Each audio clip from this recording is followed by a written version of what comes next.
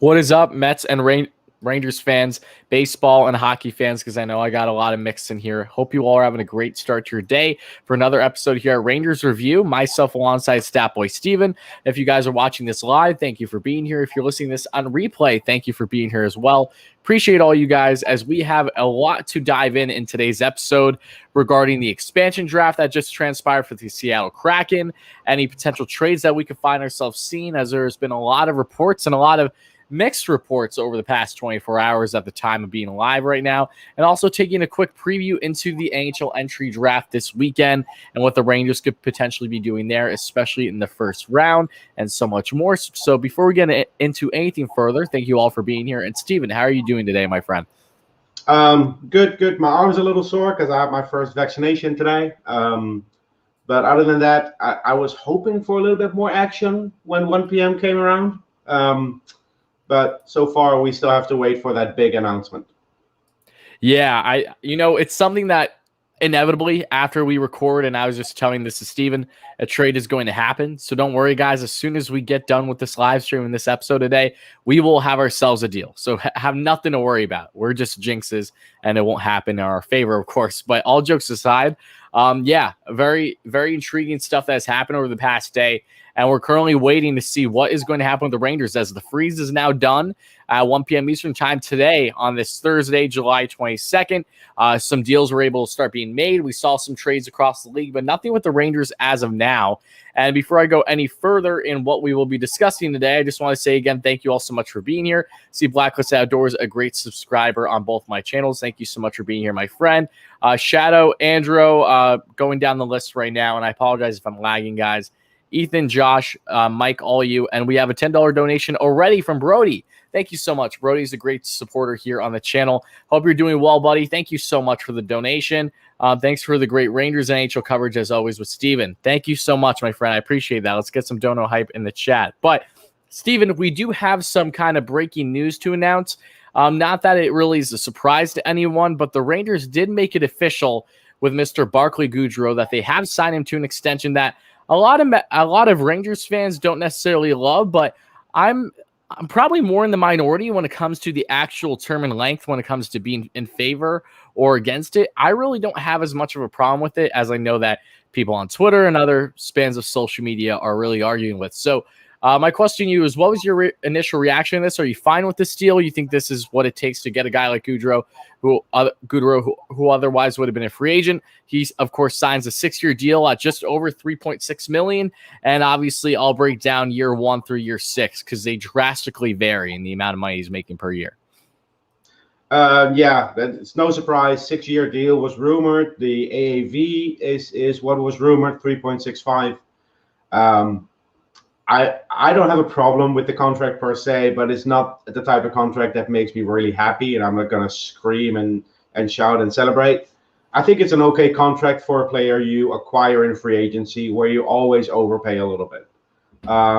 If there's one thing I'd criticize about the contract, it's the structure with the big payments in years 3 and 4, which makes it neither tradable nor buyout proof. It's a bit technical again, but it limits your options a little bit, and it's only interesting for budget teams like the Arizona Coyotes, the Ottawa Senators, if you trade him to them after year 5, which would be 2026. So I do expect Barclay Goodrow to be here for at least 5 years. I don't see them trading him or buying him out before that. But he's the guy we needed. Yeah, this is the type of player that this team was missing. And yeah, you're going to overpay a little bit in free agency because unfortunately we haven't been able to develop these players ourselves. Yeah, no, you're exactly right. And to really break down a little bit further on this contract, if you guys don't know, as we stated already, it's a 6-year contract. The first year, Goodrow is only making $750K salary with a $1.75 million in salary bonus. So that is really the bulk of that first year for him is the bonuses. Second year, he's making $2.5 million with the potential of making a total of $3 million thanks to salary bonuses. Then year 3, he's making a whopping $5.1 million. Same thing in year 4. So year 3 and 4 are the ones where it's going to be like, okay, what is this team going to look like then? There are multiple years in what is hopefully already playoff runs. And that is really where I mind the Rangers to be towards their best of this current core group. So it's going to be interesting to see how pivotal that contract's impact has on the club at that point in time versus it saying being this year. So, because there were many believing, oh, the contract would be front loaded. It makes perfect sense now. And then as these contracts continue to come up, when players are off their entry level deals, etc., that's where we'll see lesser. But it's not the case here, which makes it a little interesting. But no less, year 5 is $3.75 million, and then year 6 is final year of the contract, in which he'll be right around 34 years of age. In Goodrow, it'll be at 1.25 mil with a 1.25 mil salary bonus. And there's a 15-team no trade clause. So it's not the most appealing thing. I see a lot of people, a lot of fans out there that are giving grief to Mr. Chris Drury. And to all you fans out there, I say, give me a break. Come on. You need to land a guy like this. Okay, yes, even if it's an overpayment, that's something you worry more down the road. And the Rangers have been notorious for either eating contracts because they didn't like it longer term or whatever it's going to be. Don't be surprised if the Rangers find themselves doing that again. I'm not necessarily saying with Goodrow's contract. I'm just saying it's something that they've done for years and years on end. It will not be outlandish to suggest that this contract does not go as smoothly as we would have initially hoped, but you're focusing on the now and for the next couple of years, and hopefully for the Rangers' sake, it really reaches the benefits of a guy like Goodrow, who has been a pivotal part of the Tampa Bay Lightning, who have now won back-to-back Stanley Cups. Yeah, and that's what it comes down to. And yeah, it's a little bit of an overpayment, but not something I'd worry about. You know, it's not a contract that's going to limit us to the point where, you know, it's a $3.65 million cap hit. It's not the end of the world. The Chris Kreider contract for $6.5 million might hurt us more down the road than this one, but could have been better. It's not perfect, but Goodrow is a player that we need, and hopefully they'll add 1 or 2 more of those type of players for the bottom 6. Because now, you know, we lost Colin Blackwell in the expansion draft yesterday, so we know which player is staying is Julien Gauthier. Yeah, it just depends on what they're doing with the bottom 6. I still hope they go after a guy like Thomas Nosek, or maybe trade for Zach Aston Reese of the Pittsburgh Penguins. Those would fit this team perfectly, in my opinion. Yeah, no, you're absolutely right. And I think it's important to look at what is the next steps now for the Rangers, right? Zach Aston Reese is someone that I really haven't put too much stock in. I thought about some other potential guys that we have talked about in the past, especially from the Carolina Hurricanes. As we know, they did make a trade today as well, getting rid of Nedeljkovic and for Jonathan Bernier to bring in more of a veteran goaltender. And obviously, as we know, the Red Wings get a more unproven goaltender, but did have some highs with Carolina this past year. But no less, when you look at Carolina, he was a finalist. He was top 3 in the Calder voting. I know, which made the deal a little surprising, but again, they have their reasons. And when you look at Carolina now, though, they have some guys that are appealing. They just lost Morgan Geekie in the expansion draft, as we know. He was a solid young player for them. But you have guys like, I believe, Warren Fagel, who doesn't look like he's going back, and also Jordan Marinook, who has dealt with injuries, but we've talked about them in the past. So I guess my question to you, Steven, now, kind of staying on the route of Goodrow with adding more of these type of similar players in your bottom 6, would you be in favor of one of those potentially from Carolina should the Rangers seek interest? Yeah, I think Warren Foegele is a very intriguing player. I don't think he would settle for a 4th-line role. And honestly, unless this team is trading away Philip Hedl,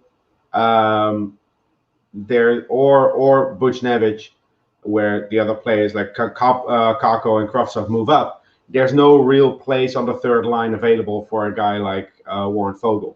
I think Martinook would be an interesting player to go after for the 4th line.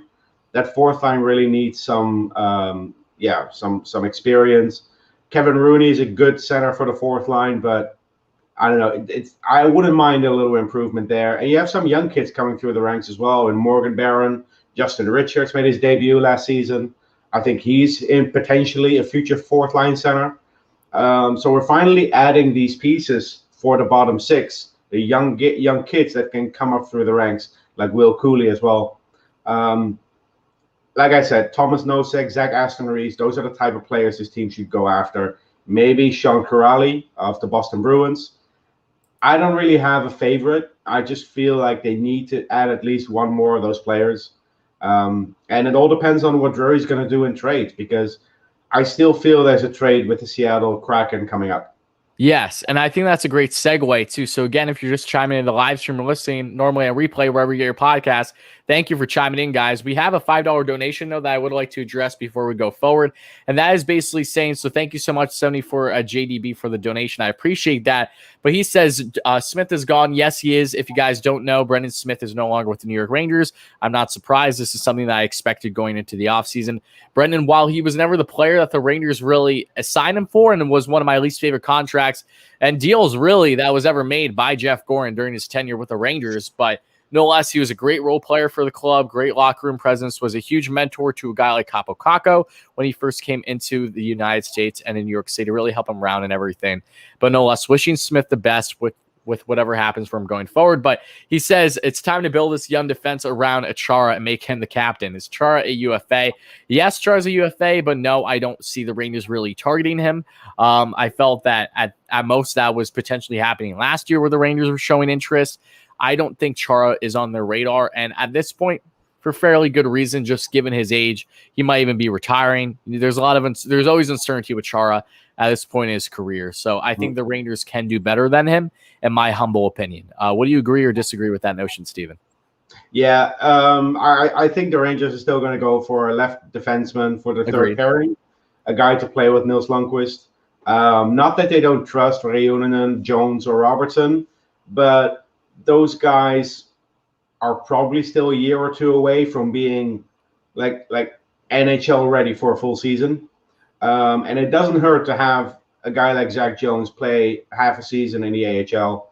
I think he's only 20 years old, turning 21 later this year.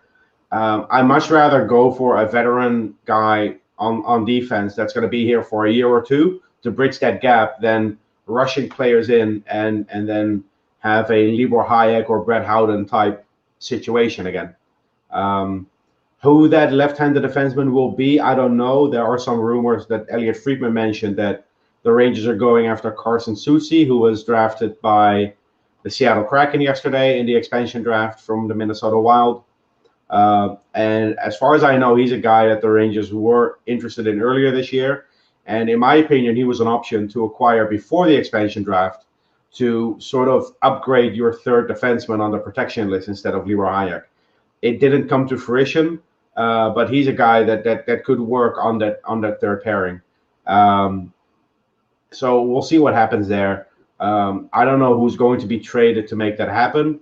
It's probably going to be a forward, which would clear up a roster spot for one of those potential free agent signings. Yep.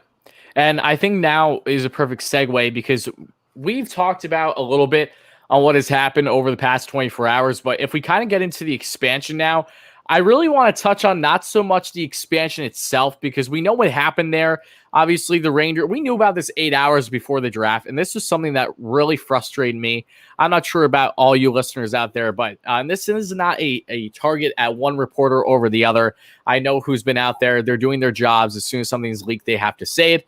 But it's frustrating when you have this race for first when the expansion draft, this is the one and only thing of its kind for Seattle. And it's an important event for people that care about it, obviously. So to see every single draft pick leaked out before it even happens, it doesn't matter if it's an hour or 8 hours before. That in my mind, was not a good look on the AHL. And we found out that Colin Blackwell would be selected by the Rangers, which in my mind, as much as I enjoyed Colin Blackwell, I have a fairly significant sigh of relief because Julien Gauthier was not. And if you look at what the Seattle Kraken did during this expansion, they got a lot of young, controllable players. They did not go in the Vegas Golden Knights route by any stretch of the imagination from a strict actual draft standpoint. They did not get a lot of veterans that could really help them now, other than Mark Giordano, who is going to be a hot discussion piece that we'll be getting to shortly. But you have guys like Vladimir Tarasenko, who looks like he wants out of St. Louis from multiple reports. He was exposed, yet he was not picked up. Carey Price, who felt a little bit more like a stretch, but still had a possibility to be picked up, was not. And a lot of these other players. So what was your initial reaction? There were a lot of players that could help them in year 1 and 2 of their franchise, and they opted to go for other players. And if you look at the list here, two picks really stood out to me. Gavin Bayreuther of the Columbus Blue Jackets. Bayreuther. I don't know. Instead of Max Domi, that was a bit surprising. So there has to be a side deal there. I know someone said there's no side deals or whatever in the expansion draft, but you cannot convince me that this was the player they wanted from the Columbus Blue Jackets. And from the Flyers, Carson Twarynski. Yes, who's really just a fringe bottom pair defenseman. I've When seen him play in minors. Yeah. When you select these type of players, there has to be some sort of side deal that's going to be announced today or tomorrow. I do not see these players, with all due respect, being their preferred pick of these teams when guys like James van Riemsdyk, Jacob Voracek, and Max Domi are available. And yeah, there might be close. There might be like close to 30 or over 30 already, but those are good players to pick in the expansion draft. They're not superstars, but unless they get something in return, like a trade that's going to be made today where they pick up a first or second round pick from the Flyers and the Blue Jackets, those pickups don't make any sense to me. Correct. Some of the other picks I really like, the Giordano pick, of course, Drieger, which was probably the worst kept secret in the NHL, that he was going to be picked by the Seattle Kraken. Yep. They signed Oleksiak, which was not as surprising, but still, I thought they were going to go for a signed player, Tanakiro. Jordan Eberle, and they have these 6 players like flying into Seattle and be there on the podium at the presentation. Giordano, Tanev, Drieger, Oleksiak, Eberle, and Fleury. Yep. They drafted 2 Fleuries. They drafted brothers yesterday. That's pretty funny.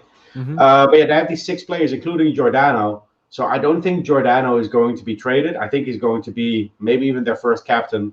I like the Giordano pick and the whole sequence that came after, where he was saying, I finally got drafted for the first time because he undrafted. Yeah. And I think overall they did a good job in some areas, and unless there's a side deal, other picks don't make any sense to me. No, and I think it's important now that we get into the whole Giordano thing, because we've kind of changed our mindset on it from originally, but it was originally reported yesterday, as we all kind of know by now, for Rick Carpinello for the New York Rangers and the Athletic, that there is a trade in the works for the Rangers, even though Blackwell was being picked by Seattle, and he threw out the name Mark Giordano. Now, Mark, who's on, I believe, 1 more year of his contract, a veteran defenseman, he does check off plenty of boxes for, I believe, what the Rangers are looking for as a bottom pair left-hand defenseman, whether it's with a guy like Niels or potentially Fox. But again, Fox, I assume he will be with Lindgren. But no less, it doesn't add up whatsoever. And I know you tested this on Twitter already, but for people who haven't seen that, why are you going to go the lengths of flying out Mark Giordano, have him kind of be one of the new faces of the Seattle Kraken, with him being traded? Now, that just does not add up to me.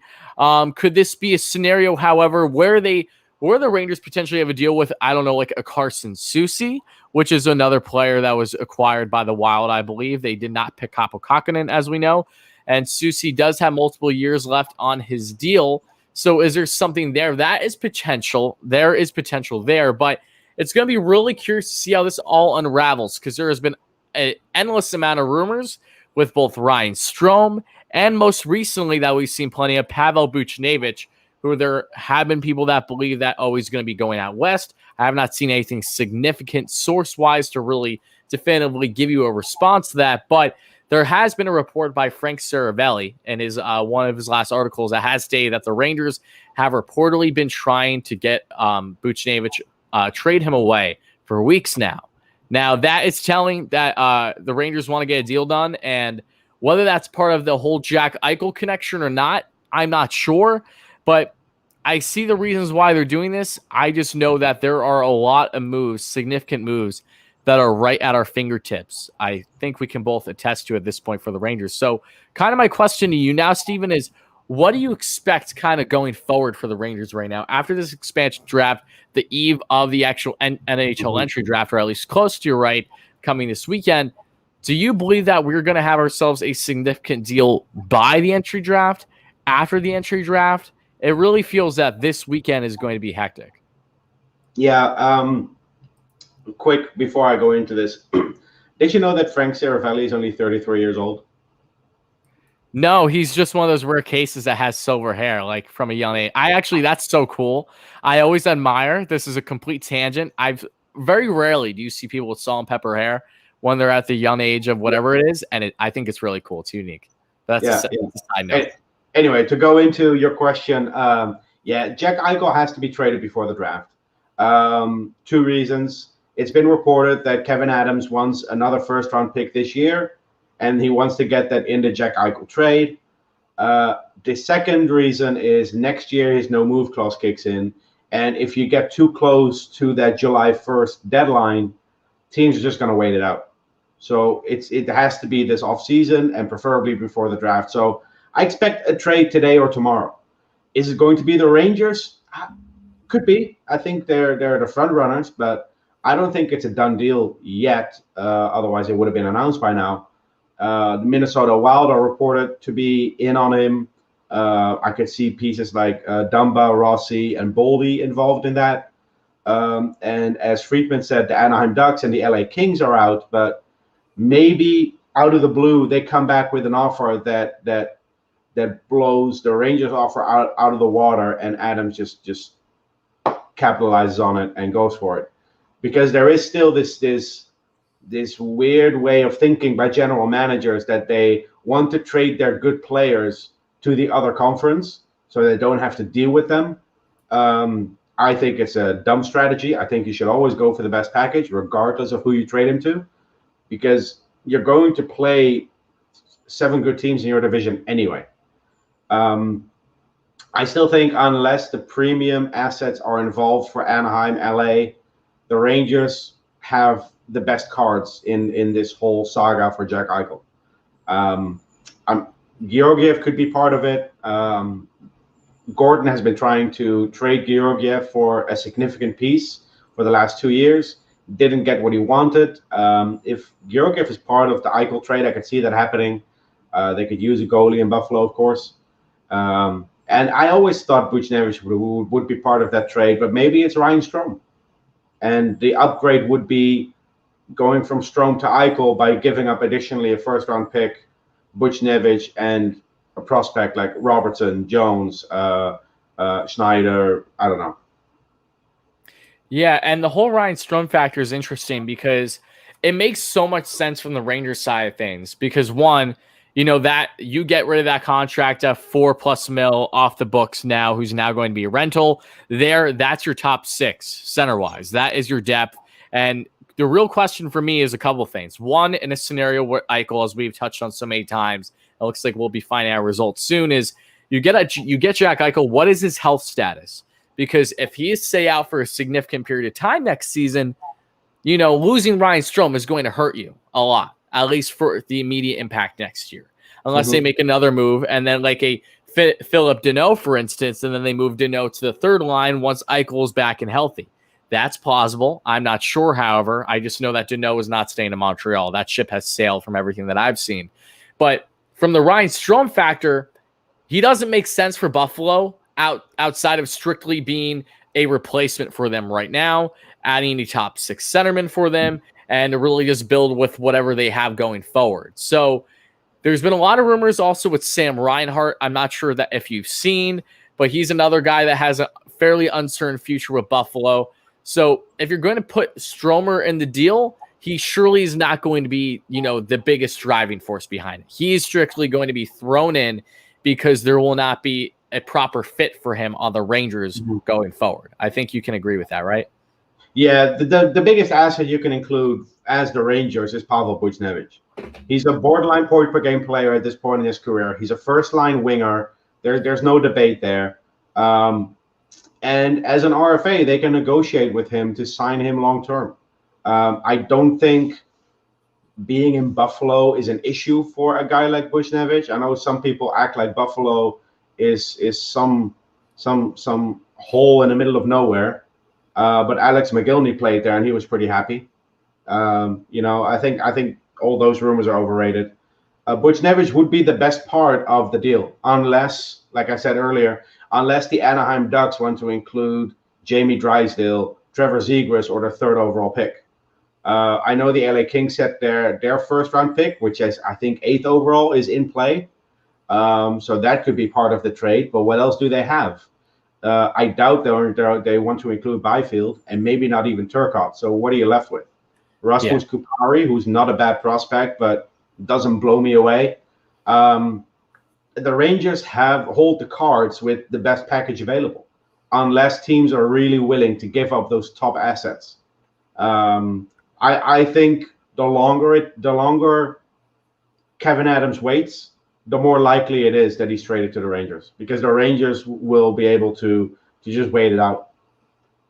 And that's a fair point too. And I'm sure you saw this earlier from Larry Brooks at the time of recording this, but Rangers don't have access to the medical records yet. The Sabres have not released them. So there is a less likelihood, according to many people, that a deal will be done within the next 48 hours. Now, the beauty about this situation is all it takes is one phone call. So don't bet the house, don't bet the farm on it that Eichel is for certain not going to be going anywhere anytime soon. Things change. Like any other sport where there are trades involved, all it takes is that one phone call and then bam, that's all you need, depending on what the results are going to be from his medical records. But it's going to be really, really interesting to see how this all plays out, because I feel like I want to talk about so much more regarding all these trade rumors and the assumption. Rangers fans on all social media are on edge as soon as the day started. They were a little on edge yesterday too, just overall with the expansion, of course. But if Rick Carpinello is what he said is true, and again, I'd say there's a solid 50-50 chance. Just because you're a reporter doesn't mean that you know for certain what's going to happen. If the trade does happen, is that going to be because of a bigger deal? That is what I personally want to know right now more than anything. If they're going to make a trade from something that happened expansion-wise, is it just a separate trade because they strictly want a bottom pair left-handed defenseman, or are they making a trade because they need to make a moving part for something bigger that's going to happen? And that is what I'm assuming we will have unveiled within the next 2 days, possibly sooner. And I'm really excited to get into that. But before we go forward and kind of shift gears into the entry draft preview, which really isn't going to be all that different, it will be trade-wise. Is there anything else you'd like to touch on regarding this topic in particular? Yeah, I think there might be some players on the table or on the block that Ranger fans are not expecting, depending on how the Rangers see the young kids coming through the ranks. You have guys like Morgan Barron and Justin Richards that I mentioned earlier. If they can take their game to the next level, maybe not now in the offseason, but maybe mid-season, down the line, December, January, it could make a guy like Philip Hedl replaceable. And if they can make a trade using Philip Hedl for someone they really like, I think Philip Hedl is a very valuable asset to have to deal with. On the other hand, you have, of course, on the right side, Buchnevich, Kakko, Kravtsov. If Buchnevich is staying, your right wing depth is pretty much set, except for the fourth line. Julien Gauthier will probably be traded then, because there's no reason to have him on the fourth line. So these trades, whether or not they happen this offseason, and how the younger guys perform early on, might change the dynamic of the team mid-season, and that's something we should keep in mind as well. Yeah, I mean, you know my stance on Hedl by now. I'm a big Philip Hedl fan. I feel that he still has that real potential to become something. I'd say his ceiling is a second line center, and his base is third line, where we have seen throughout his career thus far. Like I said in our previous episode, I do not want to see the Rangers part ways with Hedl, however, unless he's blocked for the future. If this is a scenario where we're talking about through the core group of what the Rangers currently are right now going forward, where there just simply isn't even potential for him to get blossom opportunities in the top 6 whatsoever, or at least balanced playing time. I'm not sure how Golan is going to go about things, but let's say there is still more of a favoritism towards the top 6 where it does hurt the development of a guy like Hedl, then that is where I, as a fan, am in a situation where I'm more in favor of him being dealt, should he be given the proper opportunity, to a lesser team that's more so in a rebuild / a retool. And it would also be interesting to watch a guy like Hedl or Gauthier or Kravtsov under this new coach. We have new coaching staff, and that might also be a reason to be a little bit hesitant to trade a young guy away, because you want to see what you have first under this new coach. If Hedel or Kravtsov or Gauthier make like this huge leap in development, it would be foolish to trade them now for pennies on the dollar when you can get so much more for them a year from now, or you keep them and to push someone else down the lineup who then becomes expendable. I don't like. It's not that I want to trade Philip Hedel no matter what, but with the mandate sent out by Dolan, I get the feeling that they want to try and win as soon as possible. They want to really make that surge now. They want to make the playoffs, not just make the playoffs, but do something in the playoffs. And Philip Hedel, I think, is 21 years old. How many more years are we waiting for him to realize his full potential? And are the Rangers as an organization willing to wait for that? Or do they want to speed up the process a bit by trading him for a center that's 2-3 years older maybe, but is ready to make us a better team right now instead of 2-3 years down the line? And that's the age-old question, right? Because how the Rangers have shifted now from being a rebuild team, as we know, to now going kind of all in, for a lack of a better word. That is going to have a direct impact on the younger players that are still developing, like Hedel, like Gauthier, especially Gauthier, because he's a guy that has not proven much of anything yet, mainly because he hasn't been given consistent opportunity to get playing time. And also players I think Kakko, as much as he proved how much better of a player he is than what people originally thought from just looking at the numbers in his rookie year, From year one to year Kakko two. Yeah. Kakko still has a lot of developing to do, especially from an offensive standpoint. So how much patience is there from the Rangers side of things? That's something that we don't know, and that's why we had this kind of, I don't know about you, Steven, but I've had this unsettled feeling going the offseason. I knew I'd be excited, but I just don't want things to go to waste. Well, what we have done to get to this point, I don't want it to be all put down the drain just for the sake of, we need to make sure we're back in playoffs. I do not need that Sather mentality back in my head. So as long as they don't jump the gun too far, then that's fine with me. And we're going to find out very soon. Like, we are literally talking as soon as shortly after getting off this recording that we may start to have answers to these questions. But no less, now let's talk about not the expansion draft. We already talked about that. Let's talk about the entry draft. Yes. And I'm going to be completely blunt. I have not done my absolute homework on this year's entry draft, and it has went directly in hand with the announcement of Chris Drury becoming new GM. I do not think the Rangers are going to do anything drastic in this year's draft, not just because they don't have a top 3 pick, but I do believe they are going to trade that first round pick. So let's just jump the gun, Steven. Do you think the Rangers are going to trade away their first round pick? And if so, is that a situation where they find themselves parting that pick away in an Eichel deal or something of similar significance, knowing you're getting an impact player? If they trade away the first round pick, it's going to be for Jack Eichel. I don't see any other trade looming where the first round pick is going to be sent away.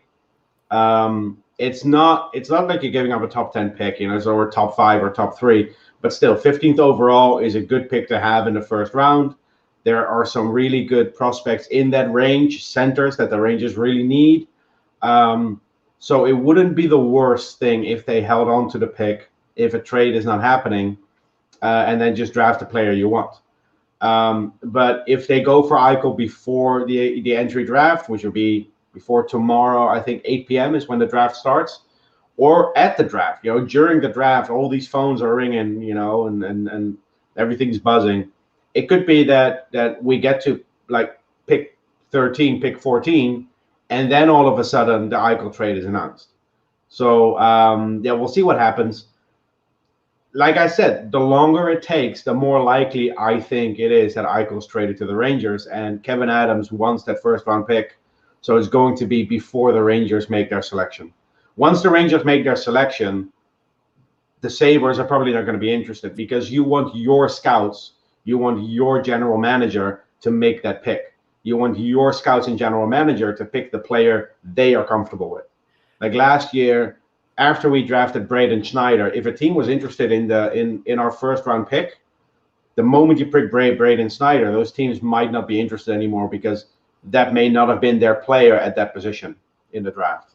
obviously, I will say there might be a slight exception with Buffalo, not a shot at Kevin or their management, but maybe the Rangers doing the draft pick for them wouldn't be such a bad thing. I don't know. That's just Or, and listen, this is always a possibility, of course, that if the trade does happen after the draft, that the Rangers still acquire Jack Eichel this offseason, but the first round pick becomes a 2022 first round pick. Yeah, there's always potential there. That's still a possibility. Yeah. And I think that's a good point as well, because from the Sabres side of things, I don't know what's going on in Kevin's mind right now, and I don't know how they feel about this year's draft.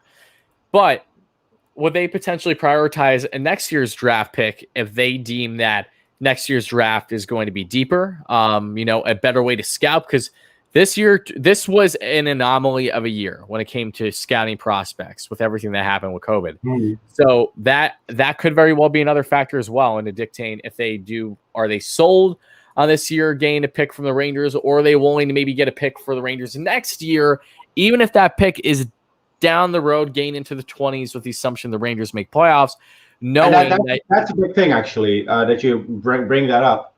If you trade Jack Eichel to the Rangers, you have to anticipate them making the playoffs, winning a round or two, if Jack Eichel is fully healthy by the time the playoffs start, of course.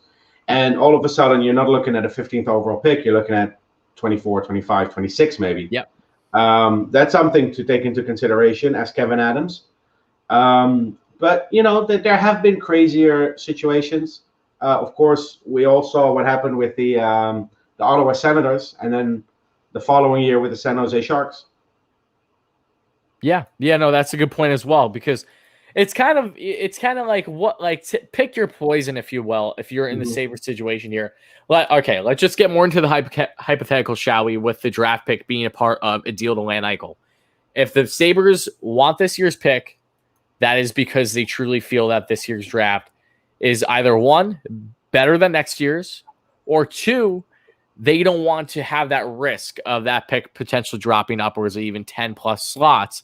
But at the same time, if they want the 2022 draft pick, that very well could be the case of, yes, we know that the Rangers pick is going to be lower. It's not going to be as good, but next year's draft is so much deeper in their eyes that it's going to make up for it in the end. They still feel that they're going to land a better player, even if it's towards the back half of the first round than the middle of the pack this year. So that they have all those little factors. And I think, though, just that itself, without even getting into other assets that would, of course, be available in the deal, is what makes this whole game interesting, that I feel that an average fan maybe overlooks. There's a lot that goes into these decisions, or at least you would hope. And you also have to be able to sell it to your fan base. If you trade away Jack Eichel, you have to give your fan base something. Yes, Buchnevich would be a nice player to add to your team. He'd be he'd be a winger on your first or second line.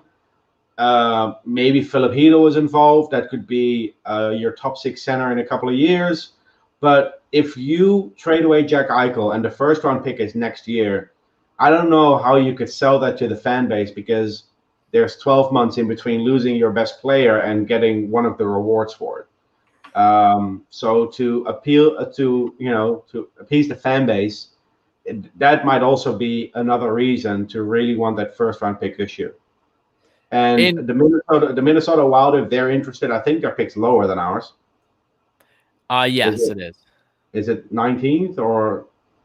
I don't have it off the top of my head. I'm almost certain they're lower here. Yeah, they absolutely are. They make the playoff. Yeah. Let me look up the draft order right now. And I think before we get to that, though, I just want to say, it's funny that you say appealing to the fan base, because, again, this is not a direct shot at Buffalo. That I have the utmost sympathy for their fans, and I don't mean that as someone who's seen continued success as a hockey fan, because I'm a Rangers fan. I am not. I've had the fortunate ability to see plenty of playoff runs, but I have yet to experience the Stanley Cup in my lifetime, and I don't know when that's going to happen. But my point, though, is the Sabres have directly lacked the potential there has been to appease and appeal the fan base. They have not done that. So I'm not sure exactly how much of a strong point there is, at least for what their mindset is to, quote unquote, appealing the fans, and what reality is. Because, was Taylor Hall the whole appealing to fans last year? I'm not sure, because we all know that was a terrible experiment. As we know, they got rid of him for literally nothing. But I don't think the whole fan perspective is as prominent with Buffalo, with how the organization is currently ran. I'm not saying it'll always be this case, but how it is currently ran.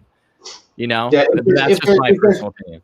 Sorry, if there's one thing the Buffalo Sabres are really good at, it's giving away really good players for basically nothing. Yes. The Ryan O'Reilly trade is legendary for all the wrong reasons. They get like very mediocre assets for a guy that 12 months later has a Selke trophy and a Conn Smythe. That was brutal. You brought up Taylor Hall, the Jeff Skinner contract. There have been deals in the past where the Sabres never come out on top in these trades. And honestly, between you and me, they're not going to win the Jack Eichel trade. It's not going to happen because you are, despite the injury, giving up the best player in the trade. If you give up the best player in the trade, you're not winning the trade. Yep, and that's exactly what we said last week. Yeah, of course, there are some exceptions, like the Gomez trade where we got Ryan McDonough, where you just hit gold out of the blue on one of the prospects you get. Or if the Sabres would pick a future first-line center with that 15th overall pick if they get it from the Rangers, you could argue they won the trade. But 9 out of 10 times, maybe 99 out of 100, if you give up the best player in the trade, you're not going to win that trade. You just have to – it's all about damage control. You have to make sure you get as much as you can. And right now, the Rangers, in my opinion, are giving them the best package available. Because all these other teams, we talked about it before, they're not giving up their top assets. Neither are the Rangers. But the difference is, if you take away the top 3 assets of the Anaheim Ducks and the LA Kings, you're left with guys like Rasmus Kupari. If you take away the top 3 prospects on the Rangers, you still have guys like Kravtsov left, or you could add Hedel to the trade, or Buchnevich, or Matthew Robertson, who on a lot of teams in the NHL would be a top 3 prospect. The fact that he is closer to number 10 on our list doesn't make him a worse prospect. We're just stacked. Yep. And this is going to be rough on some fans because we are going to say goodbye to some prospects that we have been following, especially guys that are fans that are into the draft. These prospects you've been following for a year, 2 years, maybe 3 years. What if they include Morgan Barron in that trade? You watch him play every week at Cornell, and then last year he makes his way to Hartford. He has a stellar season in the AHL. Gets called up and has a couple of games for the Rangers, even scores a goal. Now you're attached to this kid. What if he's involved in the trade? You are going to lose some players that fans are going to be upset about.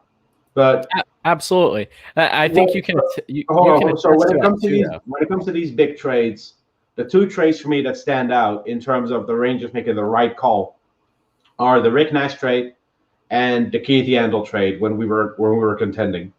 Yeah. Because I brought this up earlier, 2012, every Blue Jackets fan expected Chris Kreider and Ryan McDonough to be part of the Rick Nash trade. And they got Artem Anisimov and Brendan Dubinsky. So the Rangers kept the better players on their team. 2015, same situation.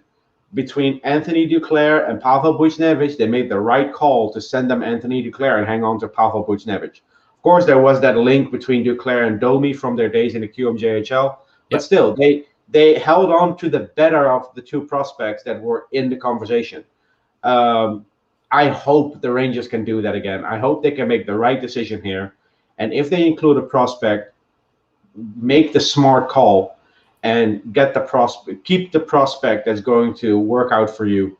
And yeah, it's so tough to go over this and not sound repetitive because we've been talking about this so many hours and hours and hours. I just want this trade to get done so we can be done with it.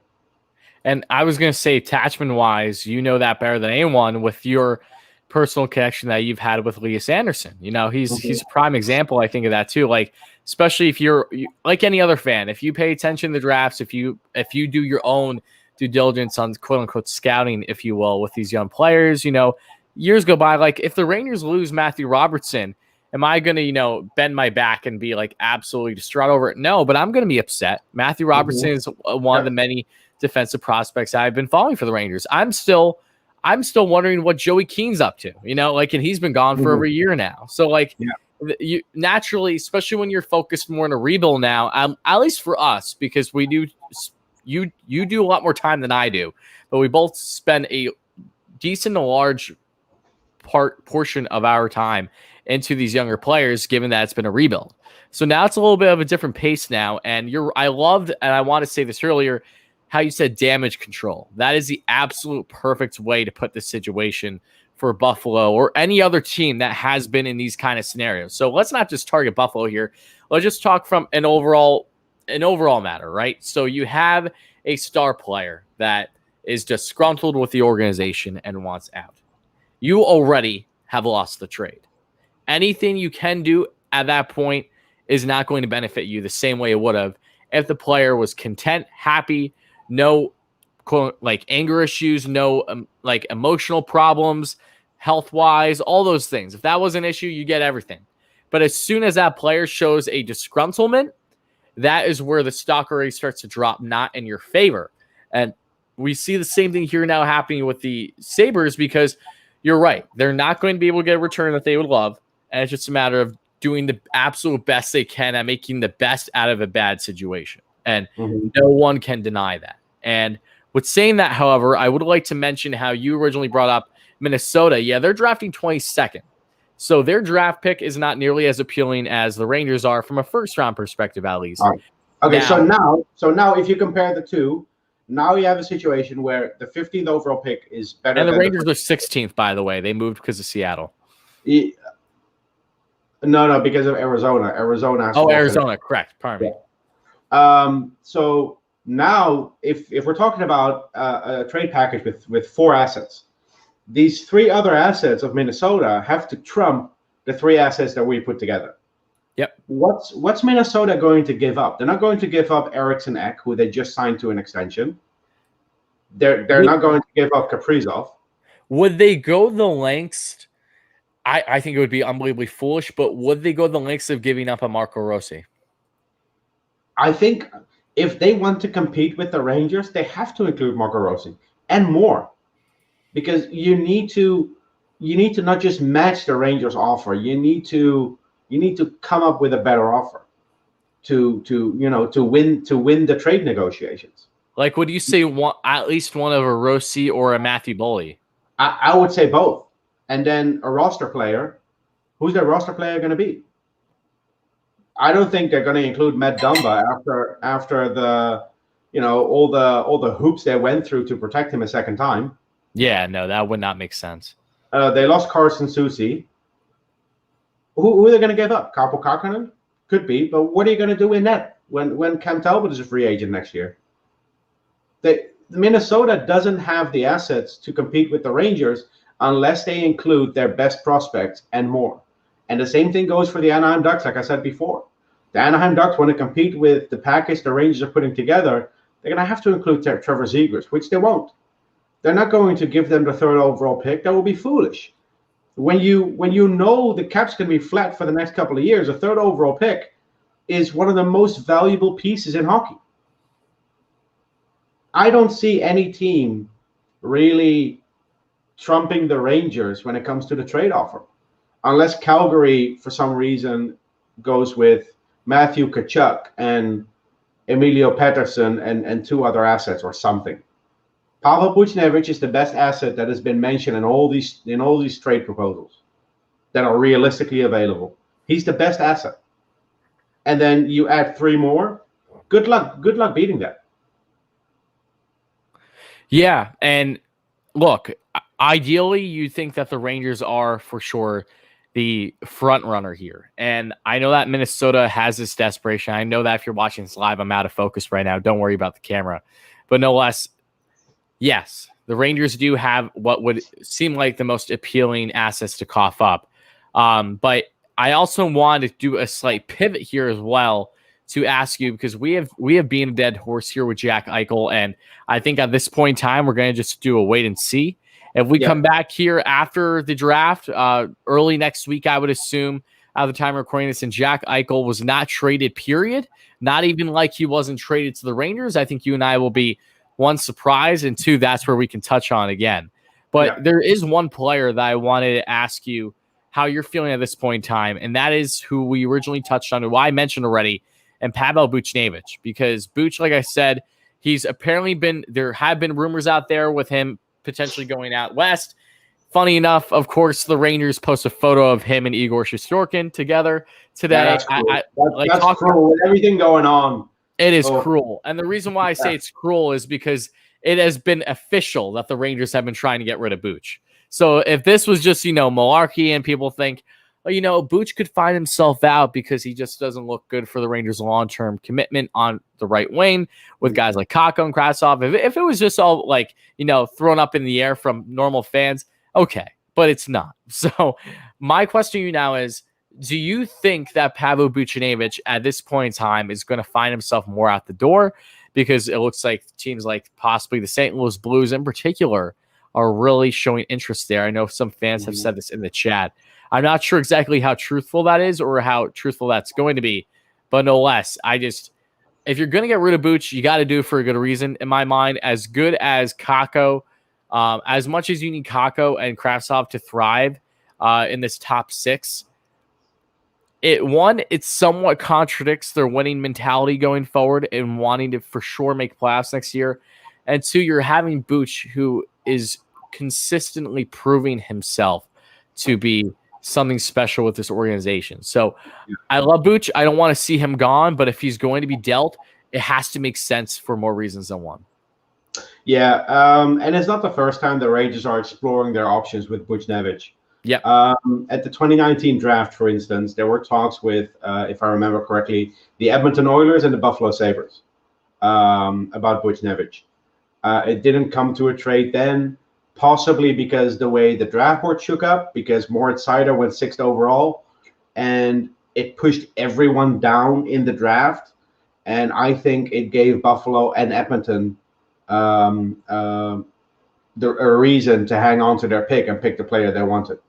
So it's not the first time they're exploring this route with Buchnevich. And it's not that they really want to get rid of him.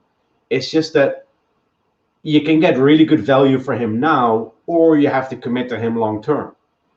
Do you want to commit to Buchnevich long term when you have Kakko and Kravtsov behind him on the depth chart, where in 2-3 years you might have a situation where, let's say you sign Buchnevich for $6.5 million, you have two wingers on your third line that are on the books for a total of $13 million on your third line. I think they want to avoid that from happening, especially after what happened with Kreider last year. You give Kreider the extension, then you win the draft lottery, which we're all thankful for. You get Lafreniere, and all of a sudden Kreider is being pushed to the third line because he's not ahead of Panarin, and Lafreniere is going to surpass him sooner than later. But on the other hand, Drury, like Gorton, is not going to give him away. Same with Georgiev. They want to trade Georgiev, but they're not going to give him away for scraps. They know what they're worth. They know what they want for these players, and they will hang on to them if they have to. Same thing they did with Kevin Hayes. They didn't get the offer they wanted for Kevin Hayes in 2018, so they signed him to a 1-year extension, traded him at the deadline for a first and Brendan Lemieux. That's still an option for the Rangers, to sign him to a 1-year extension and then at the deadline revisit this whole scenario. If they cannot get what they want this offseason. Yep. Yeah, no, and exactly. I would have said the same thing here. So, when I think about Buchnevich further and just overall the outlook, and I know that you and I have talked about this in the past, but obviously the biggest talking point going right now isn't even necessarily the whole Kravtsov and Kakko to an extent, but it's also the contract more than anything, obviously, because if he was not, a pending RFA right now, he is a prime target to be acquired by opposing teams that are in similar routes that are trying to be consistent in playoffs. Because, as much as I love Buchnevich and I don't want to see him gone, I'm not against the Rangers trying to get their max value, because that, I think we can agree, is Buchnevich right now. Because one, he's RFA, so if you deal him, you have his rights. If you extend him and then trade him, you could do something along those lines, even though that would feel very doubtful. It doesn't happen in NHL often where you sign the guy and deal him right away. But still, as an RFA, though, he just came off of a career season where he was basically a point per game. And unfortunately, for the Rangers' sake, there just really isn't room for him going forward if they're committed to Kravtsov, meaning that you're not going to trade a Kravtsov if you're willing to trade for a guy like Jack Eichel. So it's going to be interesting to see how they kind of toy with this and how they go about it going forward. But the likelihood just seems closer and closer that at least one of Buchnevich and Strome will be dealt. And as I said in our previous episode, there is decent to strong likelihood that they both could be gone by the season. And it's a little unfortunate just in the sense of, we talked about this last offseason too. You know, when these kind of things drag on for a year and a half on end, it definitely just, in my mind, it puts a little sour taste in my mouth, just because, again, you get commitment to these players and it's like, okay, it didn't happen, so you're staying with them, you're going to ride with them. They exceed expectations, which has been Strome and Buchnevich really coming into his own. So is there any final comments that you'd like to give on the whole Buchnevich topic in particular before we expand a little bit further just on the draft preview for this weekend? Yeah. I think Buchnevich is a prime example of how a bridge deal can bite you in the ass. As we know, Buchnevich came over in 2016, signed his entry-level contract for 3 years. And I think so 2019, he signed a bridge deal for 2 years, or 3 years, sorry. And now he's going to be, or 2 years, sorry. I'm mixing up the years now. Sorry about that. You're good. It's been a long day. And it's already 9:30 here. So anyway, you give him a bridge deal because you don't want to commit to him long-term. And sometimes it pays off. Sometimes it backfires, and it goes the other way too. Sometimes you give a player a long-term contract after their entry-level contract, and it backfires, like with Brady Shea. They were still able to get a first-round pick for Brady Shea, so it wasn't a total loss. But this is why it's so difficult to talk about these bridge deals, because you don't know which player is going to exceed expectations in 2 years. Philip Hedl is now coming off his entry-level contract. I'd say he's the perfect candidate for a bridge deal because he hasn't really shown that he will make that step. But I could be wrong. I mean, you give him a 2-year bridge deal, and then 2 years from now, you're going to have the same problem you have with Buchnevich now, because he's going to want a big contract after a career year. It's so difficult to pinpoint which players to give a bridge deal and which players to commit to long term. Especially when you have an outlook of the club like they do now, where it's everything everything changed drastically in a short period of time. So like we would not be having this discussion in my mind to nearly the same extent if Jeff Gorton and John Davidson were still here, because they wouldn't be in this more adamant mode. But there's this sense of aggressiveness that we're seeing now with Chris Drury, where yes, I do think that we're kind of finding ourselves in the times of Matt Zuccarello is my favorite player growing up, and I have a life-size picture of him on my wall as we speak. When he got dealt, that was crushing for me, but I understood it was part of the process. When Hank was gone, it was crushing, but you understood it's part of the process. I think Buchnevich is now that next man up, where it's like another piece of this core group that maybe would have been with here longer. And don't get me wrong, there's still uncertainty as to if he will be traded or not. But it's just more and more of these dominoes that are just falling from, what we have grown to love. And, it sucks in that aspect of the game, like anything else. I've been at Buchnevich stand. I am the same person who in my senior year of high school did my final report on, like a 5-page paper at least, on why Alain Vigneault should be fired. And this was a couple months before he was actually fired by the Rangers. And I directly highlighted Buchnevich's lack of role on the club. When you look at his underlining numbers, he's one of the better players in the league for his position and at his age. So like I've had an attachment for him for quite some time. So yeah, there are many reasons why I don't want to see him dealt. But again, it's a new time for the Rangers. They are very much in aggressive mode. They want to win now. They're not going to sell the farm to win now. I pray to God not. But they are in a pretty different mindset that I think you can agree that they were just a couple months ago. Yeah. Yeah, and last thing I'll say about Buchnevich, if they do trade him, I don't see them trading him for futures. It's not going to be a draft pick and some 18-year-old prospect, because they would go against what Dolan has been complaining about. Dolan wants to compete now. You're not going to give up a first-line center and get magic beans, so to speak, that might help you 3-4 years down the line. So if Buchnevich is traded, and if it's not for Jack Eichel, I wouldn't be surprised if there's a trade, including Buchnevich, for a different center. I agree. And it's funny that, we've talked about Barkov and everything. I don't see that happening whatsoever. But I think you could. Elias Lindholm of the Calgary Flames is someone who could be an option. I'm not sure Dylan Larkin is going anywhere. He's probably the guy in Detroit they're going to build around at center. Tomas Hertl stands out to me. Tomas Hertl is someone they could actually go for. They could at least try and get him. Yeah, I don't know what the Sharks would want in return. I think the Sharks would want some futures in return, like a draft pick and a prospect, because they have to be in a rebuild now. They're not in win mode. They're not in win now mode. They're not in win tomorrow mode either. So they need something for the future.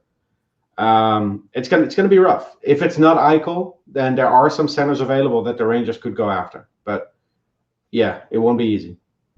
No, it won't be easy at all. And I think if there's, one guy, and this is just going a little bit more on a tangent now because I've seen reports about it, belief that the Habs would potentially do this. What's your take on Elias Pettersson and what's been going on with him being an RFA now? And do you think an actual offer sheet's going to be thrown his way? I feel it's pretty doubtful. I know the Habs toy with that with Sebastian Aho, but is that someone where you could see if Eichel falls out that the Rangers really just try to completely zone in on? Look, if they go for Elias Pettersson, who the Rangers liked in their draft year, he was actually the reason he was actually the player they were targeting when they traded for that 7th overall pick. Exactly. Yep. they went with the second best suite. Yes. And he's a player that's been on their list. And this is where all these interviews come into play. And I spoke to Gordie Clark at one of the junior tournaments, and we were talking about when they acquire a player or when they go after a player in a trade, they always go through the combine interviews they did. They interview so many players at the combine every year. Even if they don't get their player that day, they will still have those interview reports. Like they keep the folder. And then years later, down the line, it comes out of a drawer, and they go over it again. So they keep everything. It came up with Brendan Lemieux. It came up with Libor Hayek. I'm pretty sure they spoke to Elias Pettersson in 2017 as well. If the Rangers want to go after him, I don't think it's going to be an offer sheet, because we had to wait, I think, 6 or 7 years for an offer sheet after Shea Weber until Sebastian Aho. I don't think it's going to happen with an offer sheet. They will just trade for his rights if they go after him. Yeah. Yeah, again, it's more of a pipe dream thing. Barkov is kind of yours, at least mine, especially when you're just looking at your options right now. I know that there's been plenty of talk with potentially Bill Horvat, but that's just a completely inaccurate rumor. I don't think there's any substance there whatsoever. Again, just because someone said it doesn't mean that it's necessarily true, and that people need to realize that. It also makes zero sense for the Vancouver Canucks. Yeah, it makes no sense with their outlook right now, because it's not like Bo is this grizzled vet. They just named him captain. He's a captain, and their center depth is worse than ours. Yep. So that trade doesn't make sense. It was also debunked by Elliot Friedman, so let's not waste any more time on that.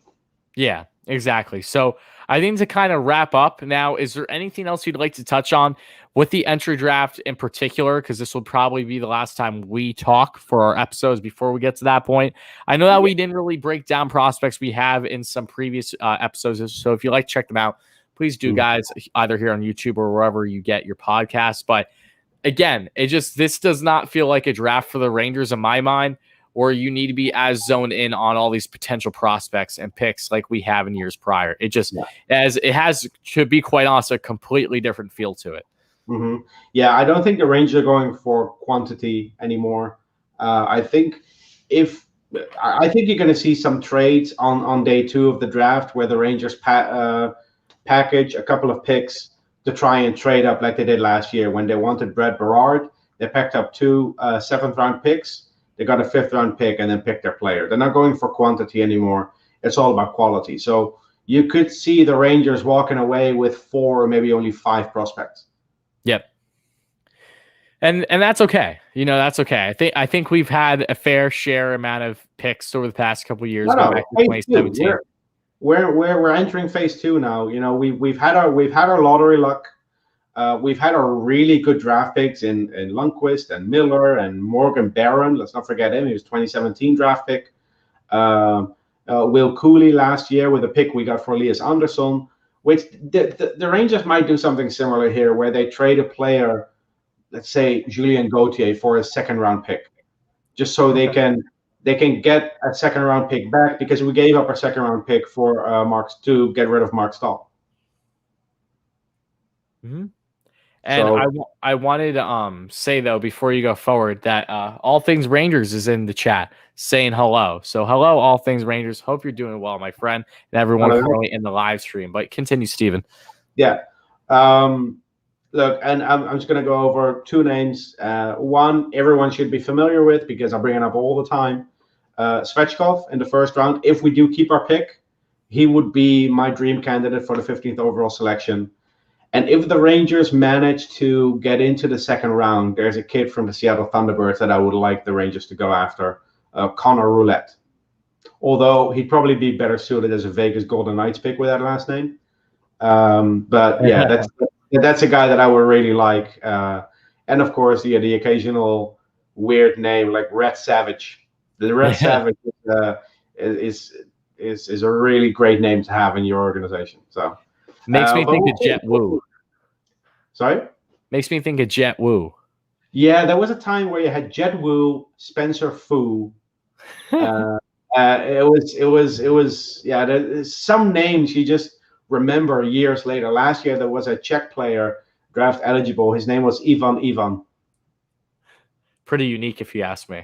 Yeah, but my favorite last year was a guy drafted by the Nashville Predators, Gunnar Wolf Fontaine. Gunnar Wolf. Interesting. I think what round was he drafted? Do you remember? Because I remember that sixth or seventh. Okay, yeah, because it's hard to forget names like that. Yeah. Anyway, okay. my battery is almost dead, by the way. So let me grab my charger. No worries. We're gonna segue now into Q&A time for 10 to 15 minutes, guys, before we get out of here. So again, thank you all so much that have been chiming into Rangers Review, episode 25. Myself alongside Statboy Steven. You guys know the drill by now. But we'll be taking some questions for the next 10 to 15 minutes. No, we will not be able to hit everyone's questions. If you're watching this live, I apologize. And obviously, if you're listening to this in podcast form, wherever you get your podcast, I know that you weren't able to give a question in time. My apologies, but no less. Hope you guys are enjoying the episode thus far. So if you have any questions, please go for it. Love to hear it, guys, for the next 10 to 15 before we end today's episode. And again, I appreciate all you tremendously being here. So please make sure to smash that like and subscribe button if you're here live on YouTube, or just leave us a comment or review if you're listening to this podcast wherever you get your podcast. Sorry, not super professional, but all right, I'm good. Okay. Any more grit going to be added besides good toe? I don't think there's going to really be any. Goodrow, that's what you meant, Greg. Goodrow, however you like to pronounce his name. I don't think there's going to be any more grit, if you will. If there is, it'll be just maybe like a Marnuk, like someone like that. But you're not going to see the Rangers get a normal enforcer. I will honestly be baffled, and I'll be pretty disappointed if they do. I think you can agree with that, Steven. Yeah, if they're going to get a guy that brings a little grit, it's not going to be his defining factor. It's not going to be a Cody McLeod or Daryl Poe. It's going to be a guy like, I mentioned him again, Thomas Nosek, Aston Reese, Jordan Martinook, great locker room guy. Those are the guys, those are the players they should go after. Preferably Nosek, because I don't know, I'm just a big Thomas Nosek fan. I watched him play for the Vegas Golden Knights the last few years, and he really stood out to me. And fills a need for this team. But again, it depends on what the Rangers are doing with their bottom 6 players, because you can only play 6 players in your bottom 6. And right now, it's Kreider, Hedel, Kravtsov, Goodrow, Barron, Rooney, Gauthier. You already have 7 to choose from. Something's got to give. Yep, absolutely. So more questions here, though. I see. Let's see. Is Barkley Boudreaux a good nickname? I like that. I like that little Weebly Blue action going on. Some more comments here, guys. Listen. I just wanted to play center so we can make Barkley center jokes all day long. Yeah, that'd be perfect. So another comment here that I thought was interesting was 2 Habs I could see the Rangers going after is Tomas Tatar and Philip Deneau. Deneau, yes. Tatar, no. Tatar makes no sense for this club, in my personal opinion. Deneau makes sense in more reasons than one, and that's why I talked about him heavily last offseason on the channel, at least. More comments here. Why does no one have Eichel's medical records? Well, because the Sabres haven't sent them out to anyone. That's why. It's as simple as that. They're in control of releasing them, just like anything else.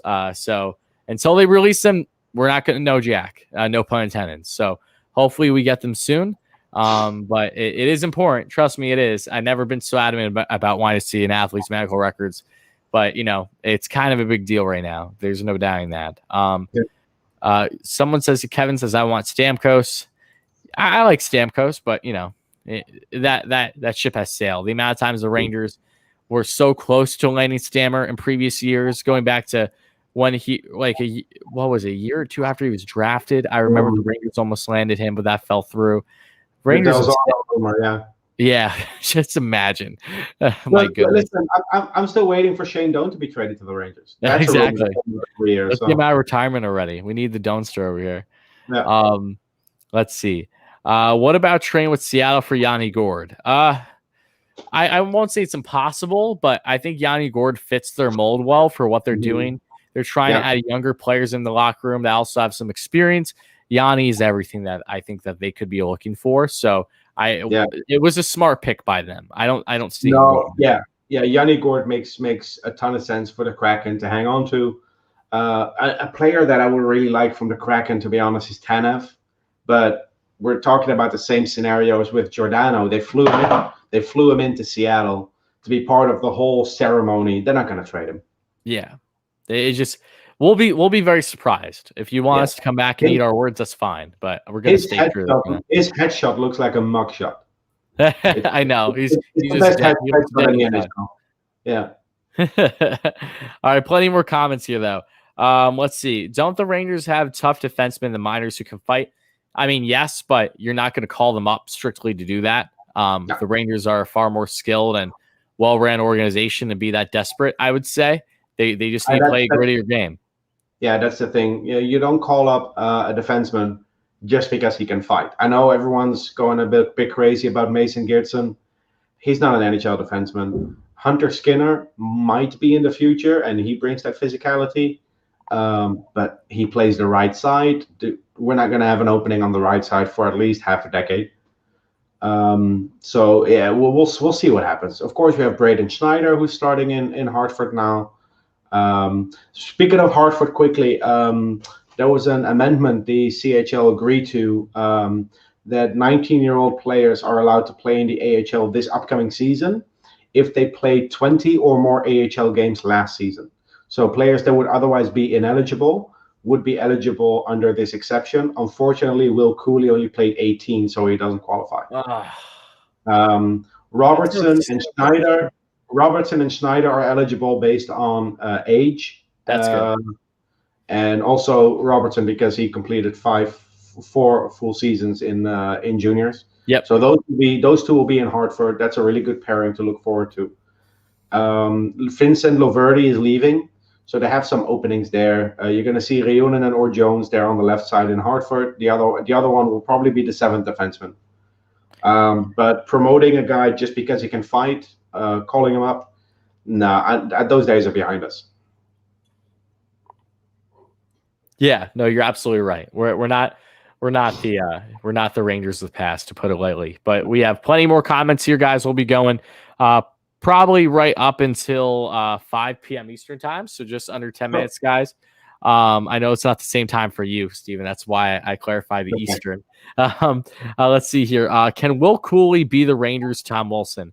There's always potential there, but I just hope for Will's sake he does not have the clear issues and that Tom Wilson has. I think you have to be a fool to not think that Tom Wilson doesn't actually have issues that are probably rooted from things that he went through as a young player. And I'm not going to draw assumptions on certain things, but all I know is usually when a player shows plenty of signs the way that Tom Wilson does, there is a bigger problem than just who he is as a person.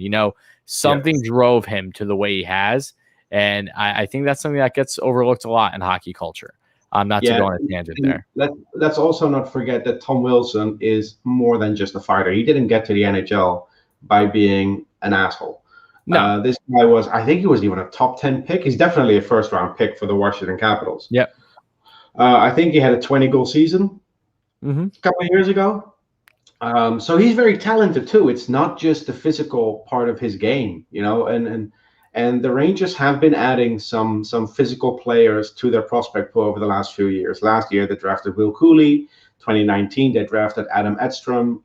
They signed Austin Rushev, an undrafted free agent from college, who, funny story, actually grew up playing hockey with Brady and Matthew Tkachuk in St. Louis. So they have these big guys that are coming through the ranks, and of course, it remains to be seen if they can get to the NHL. But if they do, then you're going to fix what I brought up at the beginning of our recording. You don't have to sign guys like Goodrow in free agency if you can develop them yourself. And I think Goodrow was undrafted as well. I think he signed with the San Jose Sharks as an undrafted free agent. So that's a little bit like the Austin Rushev path that he's going through now. And we'll see if those guys can develop and turn into NHL players. Great. What I don't want is the Rangers to call up guys just because they're physical. You're going to end up with Chris Newberry's and Stu Bickles, and that's not how you're going to win a cup. Yeah, no, thank you. There's when you look at the Tampa Bay Lightning, their quote unquote goon was Pat Maroon, and Pat Maroon can still put you up a respectable amount of points for being a guy that gets limited time. Listen, single player dynasty, 3 cups in a row. I know he's living his best life, and good for him. Yes. Seriously. There was a picture of all the Tampa Bay Lightning players celebrating with the Stanley Cup on the ice. Yes, and he had 3. All the players who were holding up 2 fingers, and he's out there holding up 3. That was pretty cool. Yeah, no, it was cool. Okay, so plenty more questions. And again, guys, if I missed yours, please don't take it personally. It's just because there's a lot of them that get built up, and some of them are repetitive. Let's see. More comments here. Freeman is reporting that the supposed offer for Eichel would be first-round pick, Buchnevich, Eichel, and Hayek. Elliot Freeman reported that. Is that new? Is that new news from Donald who said that in here? I've not seen that yet. If that's true, I pull the trigger. First-round pick, Buch, Hedel, and Hayek. Yeah, I would do that too. I do that. Like you know the offer that I've been harping about for the last few weeks. It's basically this offer, but with Robertson instead of Hayek. If I can keep Robertson and send them Hayek instead, sure, easy deal. I will. Well, there's a travel ban now, but I'd fly to New York to drive them to Buffalo myself. For that, that's a good deal for Eichel, even with the injury. I would take that, no questions asked. Yeah, no, I wouldn't either. I'm trying to figure out, though, guys, if you're in the chat, if anyone can confirm that as well, please let me know. Or if you just found that, if you've heard that maybe through Freeman when he's usually on podcasts or anything like that, please let me know, guys, because that is actually important. I don't know if that was just pulled from anywhere or if that's just an assumption, but if that is true, then that is definitely not something I'm against. Yeah, not at all. But again, we'll see if that actually comes to fruition or not. Yeah. Let's see here, though. More comments, though. Okay. Well, What do I think about what do I think the Rangers will do? I'm hearing Eichel or Kuznetsov could be guys we would go after. I think Eichel's plan A, and I think Kuznetsov might be plan B. But that's going to be more so up to the Capitals' willingness to really take a step back on trying to be in a win now stage. And as much as I think they should be, I don't think they are there yet. No, and I think it's just Drury doing his due diligence when it comes to Kuznetsov.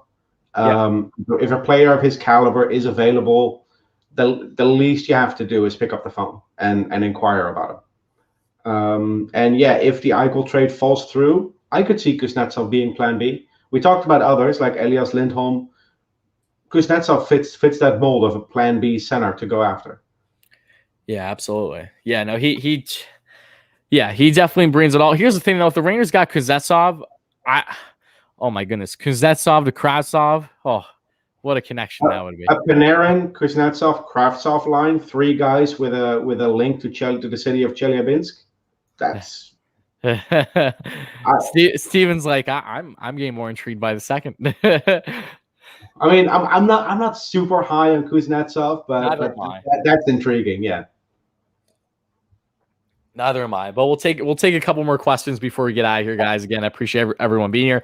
My good friend Dave Kaplowitz. Hello, Dave. How are you, my friend? Dave, check your emails if you haven't already, buddy. Let's see here.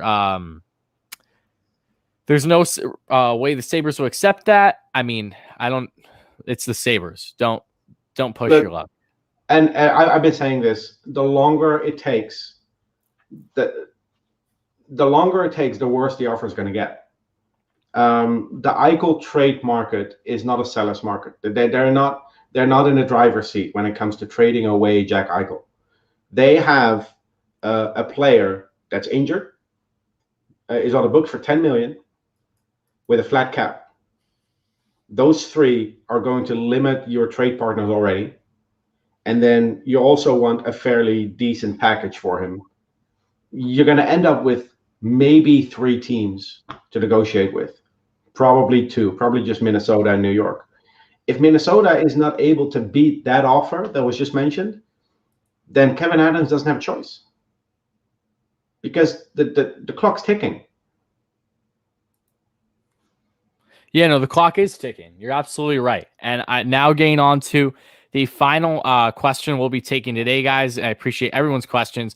This is a great one that I actually want to answer because it's fairly interesting because this is a player that has been connected to the Rangers in the past. Not so much now just because situations have changed. But Black Thunder says, what do you think of the idea of David Savard being signed and paired with Niels? Savard, correct me if I'm wrong, isn't he a right-hand defenseman? For the Columbus. I'm almost certain. I don't know. Maybe left-handed. Let me quickly check that for you. I feel pretty confident he's a right-handed defenseman. Anyway, he did win a cup with Tampa, so he and Goodrow know each other. Because he was a deadline acquisition for the Lightning this year. Yes. He's right-handed. Yeah. Yeah. For that reason alone, I don't think that's feasible. I think the Rangers should be smart and kind of have a lefty-righty balance throughout the lineup. Not that it's a terrible thing to have a right-handed defenseman on the left side, but I just feel given their options now, and there are plenty of veteran defensemen. One of the biggest guys that stands out to me, like I said, Ray, if he would be interested in, and the Rangers outbid other teams, is Ryan Suter on a 1-year deal. I would very much prefer him over David Savard. Yep. And with Suter being over 35, you can negotiate a contract with performance bonuses. The only contracts that are eligible for performance bonuses are entry-level deals, 35-plus contracts, and contracts for players that miss significant time in their last year, like Corey Perry when he signed with the Dallas Stars. Yeah. So you could negotiate performance bonuses that would make it enticing for him, and it doesn't really hurt you if it doesn't work out. Yep, and that's a great point as well. So it's going to be interesting to see how the Rangers go about things, especially on the left-handed side of defense. Again, we might find out as soon as within the next day or two before our next episode. But with saying that, guys, that's going to be the last we take of questions today, who I've been following through the live stream. So thank you all so much for that, and thank you all so much for listening. wherever you're listening, whether you're listening live or on replay, wherever you get your podcast. We tremendously appreciate you all. We have been enjoying these kind of live streams and episodes so much, and we're really excited for what the future holds for the Rangers, especially with what seems like is going to be a hectic next couple of days, upwards of a week. So, Steven, any final words you'd like to share before we get out of here for today's episode? Yeah, the recording of our the recording we did on Tuesday. I will be uploading that to SoundCloud today because I didn't have time. You only sent me the file late last night. I didn't have time to edit it, so I'll upload that later today. Okay. And then I think tomorrow we'll probably upload the audio file for this recording. Yeah.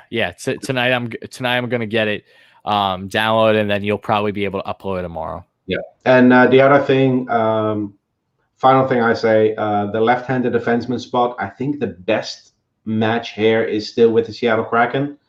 They did select 30 players in total. I think 9 defensemen. So there is a trade to be made there. Carson Soucy is the one that makes the most sense. But Vince Dunn has been linked to the Rangers in the past. He's not the player he was a few years ago, but yeah, we just need a veteran guy to play on that third pairing for a year or two. I don't want to commit to a player long term with what we have in the wings. And I don't think the Rangers want to either. And that's why they're strictly looking for a bottom pair. I'm not against Vince Dunn. I was in favor of him last year when the Rangers seemed like a potential fit. But that went nowhere with St. Louis, as we know. So very interesting thought, as always, Steven. So again, thank you all so much for chiming in for this episode of Rangers Review, guys. Make sure to leave us a like, subscription, comment, review, wherever you're watching or listening to this. And I hope you all have a great rest of your day. And Steven, let's go Rangers. Let's go Rangers.